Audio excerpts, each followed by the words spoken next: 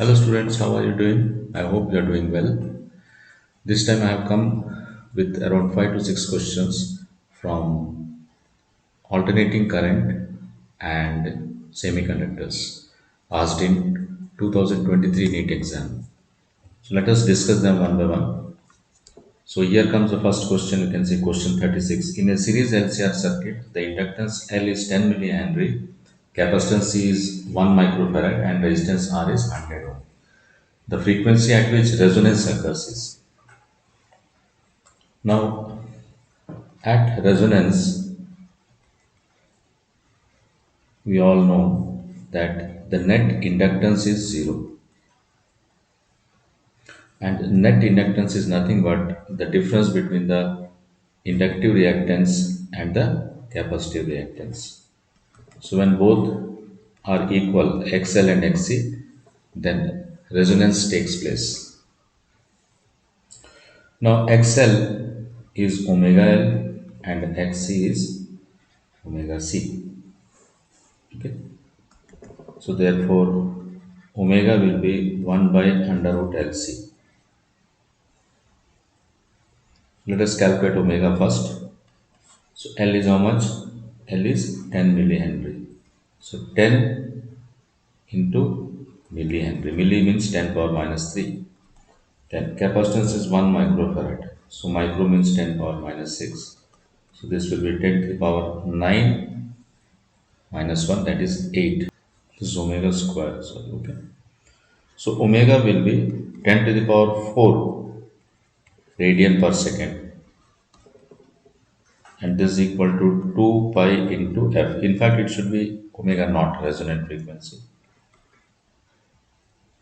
So I'll write like this. This is 2 into 3.14 into resonant frequency is equal to 10 into 10 power 3 hertz. Now this will be 6.28. So when you divide 10 by 6.28, it will be 1 point something, and this will be kilo. So 1 point something kilohertz. So that is option 3. Correct option is the third option. Then moving on to the next question. Question 37. A 12 volt 60 watt lamp is connected to the secondary of a step down transformer whose primary is connected to AC mains of voltages. Now you have a primary and you have a secondary coil. Okay. 220 volt is applied across the primary, and across the secondary, as you can see, 12 volt appears. 12 volt appears. This is the information given, and there's a bulb here, 60 watt bulb is there. Then we are asked to find out the current in the primary. So current flowing through the primary we require. Since it is an ideal transformer, so in ideal transformer, the input power and output power remains same because there is no loss in energy. So since the output power must be 60 watt, even the input power should also be 60 watt. So input power is equal to output power.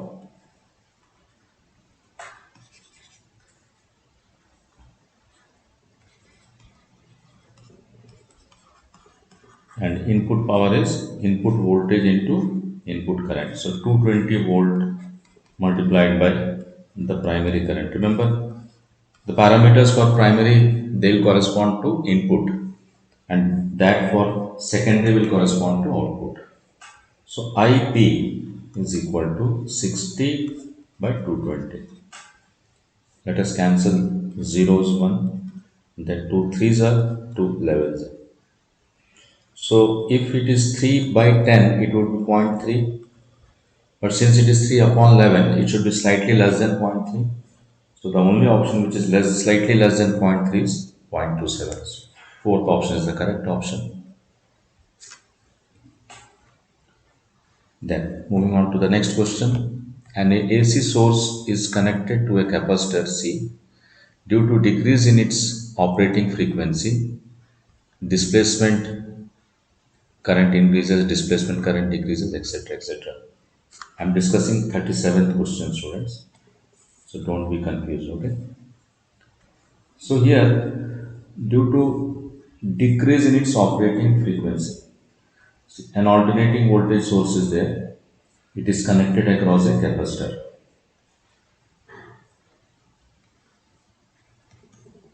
Okay, this is how it appears to be. So this frequency is decreased, so automatically omega also will be decreased. So what happens to this? Now the capacitive reactance, you know, it is 1 by omega c. So if omega is reduced, Xc will increase. So capacitive reactance will increase. So it is given, fourth option is given as decreases, so it is wrong. Third option, capacitive reactance remains constant, that's also wrong. Now, the current, either it is displacement current or what you call the conduction current, it is one and same, so it doesn't matter. Now, the displacement current or conduction current is the applied voltage upon Xc. Now, since Xc increases, so ID will decrease. So, displacement current decreases. So, second option. Then, moving on to the next question. Sorry. The net impedance of the circuit shown in the figure. It's very simple. It's an LCR circuit, you can see, students. This is an LCR circuit. So, in an LCR circuit, impedance can be obtained if you know the inductive reactance, capacitive reactance, and the resistance. So first of all, let us calculate the inductive reactance and capacitive reactance. We will require frequency or omega for that. So here XL is omega L. Omega is 2 pi into F. Frequency is 50 Hertz and L is 50 by pi into 10 power minus 3. So here you can see pi gets cancelled. So we have 5 ohm because 2 5s are 10, 10 and 2 zeros make it 1000, 1000 and 10 power minus 3 get cancelled. Then similarly you have XC has 1 by omega c, that is 1 upon 2 pi into 50. C is 10 power 3 by pi mu. So 10 to the power 3 upon pi, mu means 10 to the power minus 6 goes up, becomes plus 6. Here you have pi gets cancelled here, and this is denominator is 10 power 5, numerator is 10 power 6, so 10 ohm. So now students, we have XL is equal to 5 ohm, XC is equal to 10 ohm. So the net reactance, first we have to calculate the net reactance, which is the difference between the capacitive reactance and the inductive reactance. So this will be 10 minus 5, that is 5 ohm. Then draw the impedance triangle. So once you draw the impedance triangle, you will get the end result. So R is 10 ohm and net reactance is 5 ohm. So this hypotenuse will give you the net impedance. So net impedance is under root R square plus X net square. Now a small piece of advice, students. Whenever you calculate this expression as per Pythagoras theorem, remember squaring and extracting square root are inverse operators. When you square anything and when you extract the square root, they are basically inverse operators. So if you do this, both these things on the same number, the number remains unchanged. So that means if there is anything common you can extract, just extract outside it. So from 5 and 10, 5 is a common factor and the remainder you substitute here. Here in place of R the remainder is 2, so 2 square. In the place of X the remainder is 1. So finally you have 5 root 5 ohm. So here roots are missing, students. So I'm sorry, extremely sorry for that. So correct option is the second option. Moving on to the next question. Given below are two statements. Photovoltaic devices can convert optical radiation into electricity. In fact, photovoltaic cells do that only exactly. They are supposed to convert light energy into current energy. When light is made incident on it, due to certain chemical reactions, a voltage is produced. That voltage will be resulting in an electricity. So statement 1 is absolutely correct beyond any doubt. Then coming to statement 2, Zener diode is designed to operate under reverse bias in breakdown region. Exactly. If you see the graph of voltage versus current, voltage versus current, then for the forward bias it is like this, or a reverse bias it is like this. So beyond a certain voltage in the reverse bias, it undergoes breakdown. So this is known as Zener voltage at which it occurs. So Zener diodes are supposed to operate in this region only, in this region only. So second statement is also correct. So correct option will be fourth option. Both statement 1 and 2 are correct. Then a full wave rectifier circuit consists of two PN junction diodes, a center tap transformer, capacitor and a load resistance. Which of these components remove the AC ripple from the rectified output?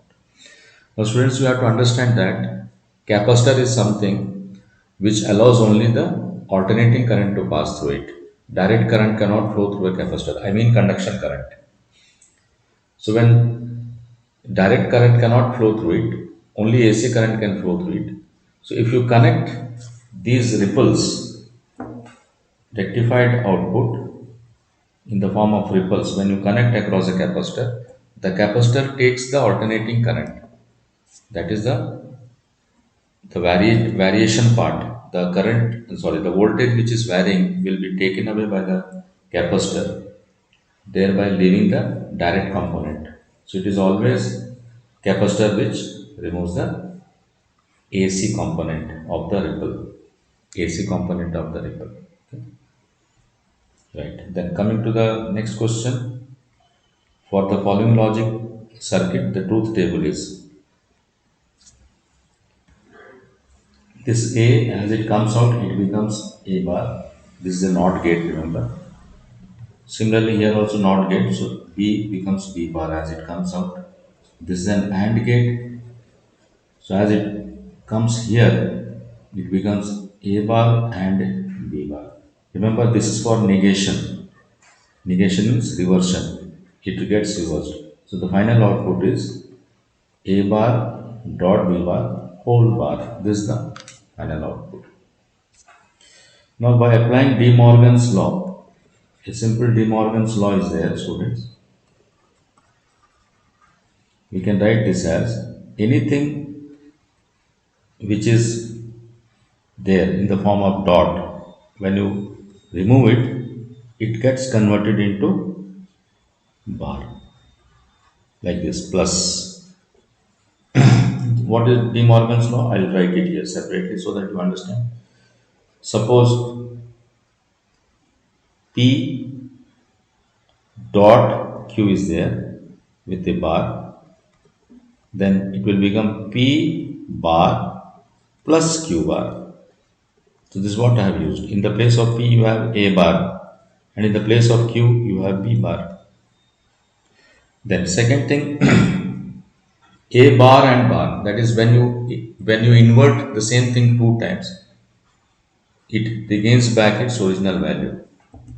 That means when you invert anything two times, for example, you take an object, invert it, and then again you invert it, it is again erect. So two times inversion will result in an erect image. Similarly, 0 becomes 1 and 1 becomes 0. So 0 remains 0 itself when you inverse it two times. So it is basically an OR gate, OR gate.